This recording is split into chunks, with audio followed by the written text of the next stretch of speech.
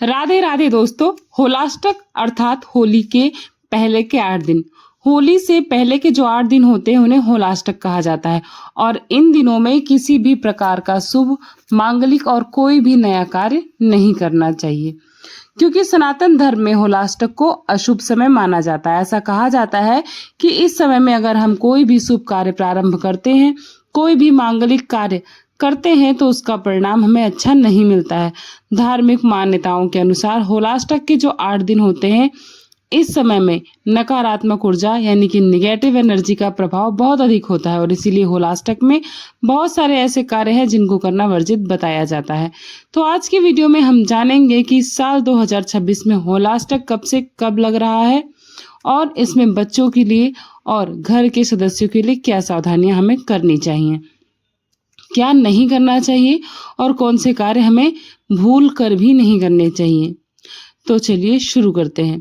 इस समय में हमें जरूर कुछ कार्य करने चाहिए, वो भी हमें जानना जरूरी है। घर की नकारात्मक ऊर्जा को दूर करने के लिए, किसी के किए कराए से बचने के लिए, तंत्र मंत्र की क्रियाओं से बचने के लिए, हमें अपने परिवार को सुरक्षित रखने के लिए इस विशेष समय में होलाष्टक के दिनों में हमें कौन सी सावधानी बरतनी चाहिए, सारी जानकारी आपको आज मिल जाएगी, जो कि बहुत महत्वपूर्ण है।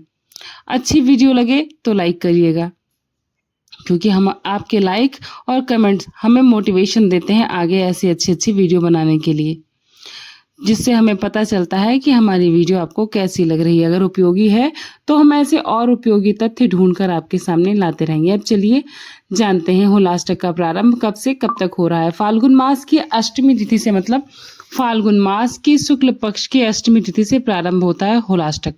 और अष्टमी तिथि का प्रारंभ हो रहा है 24 फरवरी 2026 सुबह 7:02 पर और अष्टमी तिथि का समापन 25 फरवरी को सुबह 4:51 पर। तो सूर्योदय कालीन अष्टमी तिथि 24 फरवरी 2026 को है। 24 फरवरी 2026 मंगलवार से होलाष्टक लग जाएगा और होलाष्टक का समापन होता है होलिका दहन पर। तो 3 मार्च 2026 को होलाष्टक का समापन होगा। तो हम जानते हैं कि होलाष्टक के दिन 8 दिनों में हमें क्या नहीं करना चाहिए और क्या करना चाहिए। होलाष्टक में सगाई, शादी, कोई भी मांगलिक कार्य, मुंडन, इस तरह से कार्य नहीं किए जाते हैं। विवाह, सगाई इत्यादि सभी कार्य इन दोनों में कतई नहीं करना चाहिए। लोग अगर मायके से ससुराल जाते हैं या फिर ससुराल से मायके जाना चाह रहे हैं तो इन 8 दिनों में नहीं, इसके पहले या फिर इसके बाद में जाना चाहिए। मान लीजिए जैसे कि नई बहू बेटियों की विदाई का समय होता है, तो इन 8 दिनों में नहीं करना चाहिए। पहली बार आना जाना है तो बिल्कुल भी वर्जन करना चाहिए इस चीज़ का, क्योंकि ये वर्जित है। लेकिन अगर आप कई बार आ जा चुके हैं मायके ससुराल और जाना जरूरी है, तो फिर आप उसके पहले प्रस्थान निकाल कर जा सकते हैं। तो और दूसरा कार्य है गृह प्रवेश, भूमि पूजन, घर, जमीन, प्लॉट इत्यादि लेना चाह रहे हैं या फिर आप बनाना चाह रहे हैं, तो होलाष्टक में आपको ये कार्य प्रारंभ नहीं करने चाहिए। नींव पूजन, भूमि पूजन जिसे कहा जाता है, वो अगर आप इन 8 दिनों में करते हैं तो कहते हैं कि आपका मकान जो कि है उसमें हमेशा नकारात्मक ऊर्जा ही बनी रहती है। अगर कोई मकान पहले से बन रहा है तो कोई दिक्कत नहीं, वो बनते रहे, उससे कोई दिक्कत नहीं होती है। और नए घर में प्रवेश नहीं करना है। अब जैसे कि एक बहुत बड़ा प्रश्न आता है, हम किराए के मकान में रहते हैं और हमें अपना घर बदलना है, जैसे कि किराए के मकान से ही दोबारा फिर से किराए के घर में जाना है, तो क्या हम इस समय में घर बदल सकते हैं? नहीं। देखिए, आप जहाँ पर भी रहते हैं, जब तक रहते हैं वही आपका घर होता है, चाहे वो किराए का हो या फिर अपना हो। लेकिन घर तो तब तक के लिए ही आपका है जब तक आप किराया देते हैं। ऐसे में होलाष्टक में क्या ये चीज़ मानना चाहिए? तो जी मानना चाहिए। आप किसी भी स्थान का परिवर्तन करते हैं तो आपको उन्हीं ऊर्जा को स्वीकार करना पड़ता है, झेलना पड़ता है। इसीलिए आप कई बार ये प्रश्न करते हैं कि अगर बहुत ज़रूरी है, घर बदलना है, जैसे कि महीना पूरा हो गया है, हमने देख लिया है घर और हमें इसी समय टाइम है बदलने का, तो देखिए फिर क्या कीजिए। आप पहले से ही, जैसे होलाष्टक प्रारंभ हो तो 24 तारीख के पहले से आप उसमें कोई सामान, तुलसी जी या कोई प्रतिमा या फिर कोई कपड़ा जिसको हमारे यहाँ प्रस्थान करते हैं, ले जाकर वहाँ रख दीजिए। इस तरह से आपका पहले से प्रवेश हो चुका होगा। वैसे पूरा प्रयास यही करना चाहिए कि इन 8 दिनों में अपना घर ना बदले, चाहे फिर वो किराए का हो या फिर अपना हो या फिर पुराना हो या नया हो। अगला कार्य है जो आपको ध्यान देना है होलाष्टक में, आपको कोई भी नया कार्य, फिर नया व्यापार, जैसे छोटी मोटी दुकान खोलना है, कुछ नया बिजनेस शुरू करना है, तो होलाष्टक में नहीं करना है। कोई भी नया कार्य आपको इसमें प्रारंभ नहीं करना चाहिए, नहीं तो क्या होता है, उसका परिणाम अच्छा नहीं निकलता है, वो आगे सक्सेस नहीं होता है, क्योंकि नवग्रहों की स्थिति जो होती है वह होलाष्टक के विपरीत होती है, नकारात्मक होती है। तो हम जब भी इस समय में कोई नया कार्य करते हैं उसमें सफलता की उम्मीद बहुत कम होती है, इसलिए इस बात का ध्यान आपको रखना चाहिए।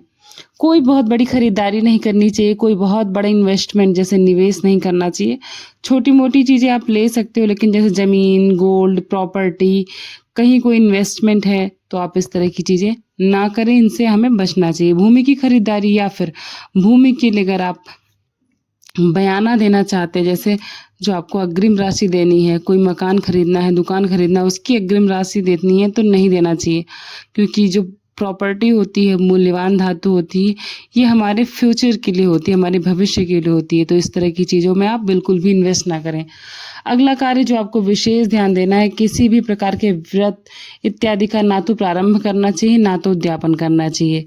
या शुक्रवार या शनिवार इत्यादि का जो भी व्रत होते हैं, नया व्रत जिसे आप पहली बार कर रहे हैं, तो होलाष्टक में आपको प्रारंभ नहीं करना है। किसी व्रत का उद्यापन कर सकते हैं, लेकिन हो सके तो आप बाद में भी कर लीजिएगा। 8 दिन की तो मात्र बात होती है। अगर आपका कोई व्रत पूरा हो गया, जैसे 16 सोमवार या फिर 16 बृहस्पतिवार या फिर शुक्रवार का व्रत, तो आप एक व्रत और कर लीजिए और होलाष्टक समाप्त होने के बाद आप व्रत का उद्यापन कीजिए।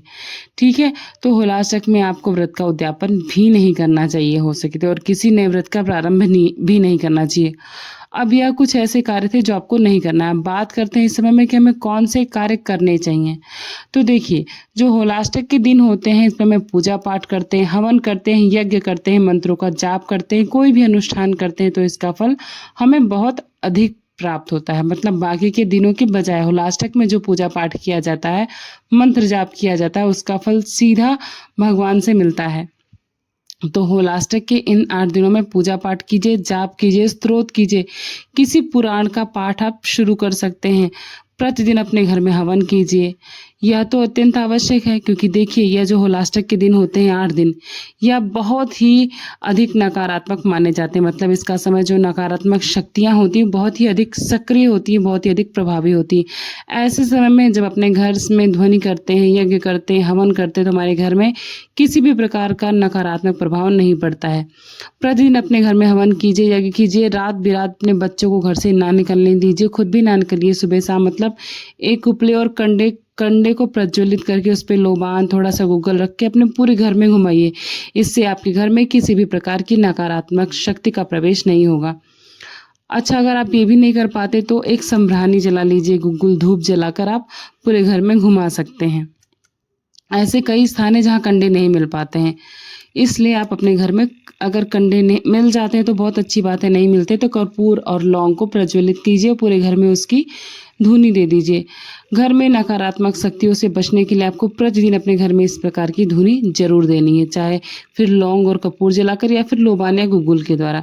यह कार्य आप सुबह भी कर सकते हैं और शाम को भी कर सकते हैं, चाहे तो फिर शाम को अवश्य कीजिएगा। एक और कार्य आपको करना है, अपने घर में हनुमान चालीसा, जैसे कि सुंदरकांड, हनुमान चालीसा, गायत्री मंत्र, महामृत्युंजय मंत्र, इस प्रकार के जो मंत्र होते हैं इनका जाप आप कर सकते हैं। आप अपने घर में किसी और के द्वारा पाठ करवा भी सकते हैं। आप मोबाइल पर भी चला सकते हैं और टीवी में भी चलाकर इसको प्रतिदिन सुन सकते हैं। इससे भी आपके घर में सकारात्मक ऊर्जा का प्रवेश होता है और नकारात्मक ऊर्जा घर से बाहर जाती है। ये पूजा पाठ के लिए बहुत ही उचित समय होता है, उतना ही नकारात्मक शक्तियों के लिए भी प्रभावी होता है। इसलिए हमें इस समय अपने घर में नकारात्मक शक्तियों को प्रवेश नहीं होने देना। बहुत सारे लोग इस समय में तांत्रिक क्रियाएं करते हैं, तो देखिए ऐसा है कि पता नहीं चलता कौन अपना है कौन पराया है। आजकल के समय में किसी के बारे में कुछ भी कहा नहीं जा सकता है, तो बाद में पछताने से अच्छा है पहले ही अपना सुरक्षा कर लीजिए। ठीक है, तो प्रयास कीजिएगा कि अपने घर में प्रतिदिन यज्ञ और हवन कीजिए। बच्चों को अनावश्यक रूप से कहीं भी जाने मत दीजिए। किसी के घर कोई भी न्योता या दावत है तो बहुत ही सावधानी से, बहुत ही सुरक्षा से अपने घर के बच्चों को भेजिए। परिवार सुरक्षित है तो बाकी सब चीज़ें अपने आप हो जाती हैं। आज तक के इन 8 दिनों में आपको इन बातों का बहुत विशेष ध्यान रखना है। महिलाओं को विशेष रूप से ये ध्यान देता है कि इसमें बाल नहीं कटवाने हैं, बाल बांध कर रखे खुले बालों में नहीं घूमना चाहिए। हमारी दादी नानी भी ऐसा ही कहा करती थी और हम भी इन्हीं बातों को मानते थे। छोटे बच्चे हैं जिनका मुंडन नहीं हुआ है, उन्हें कभी भी मतलब इन 8 दिनों में तो विशेष रूप से आपको किसी के घर नहीं भेजना है। छोटे बच्चों का जब तक मुंडन नहीं होता, उनके बालों की सुरक्षा बहुत आवश्यक होती है। बहुत से लोग हैं जो बाल काट लेते हैं बच्चों के, फिर उन पर तांत्रिक क्रियाएं करते हैं, तो आप लोग को सावधानी रखनी चाहिए। अगर आपके भी छोटे बच्चे उनका मुंडन नहीं हुआ है तो आप विशेष रूप से, वैसे तो कभी उनको कहीं नहीं छोड़ना चाहिए, लेकिन होलाष्टक में तो विशेष रूप से इन बातों का ध्यान रखना ही चाहिए। अब जैसे एक भाई, कई भक्तों के मन में प्रश्न आते हैं, क्या होलाष्टक के दिनों में हम कपड़े खरीद सकते हैं या फिर श्रृंगार की सामग्री खरीद सकते हैं? तो जी हाँ, बिल्कुल खरीद सकते हैं। मतलब कोई बड़ा कार्य नहीं है, किसी विशेष पूजन के लिए नहीं लेना है, रोजमर्रा की चीजें हैं तो वह सभी चीजें खरीदी जाएंगी, वह सभी कार्य किए जाएंगे। ठीक है, तो उम्मीद करती हूँ कि आप सभी को ये जानकारी पसंद आई होगी, उपयोगी लगी होगी। और अगर कोई प्रश्न आपके मन में है, आप कमेंट बॉक्स में पूछ सकते हैं, मैं इन सभी का उत्तर आपको जरूर दूंगी। मिलते हैं नई वीडियो के साथ। Thanks for watching. पूर्णिमा के शुभ ब्लॉग। राधे राधे, जय श्री कृष्ण।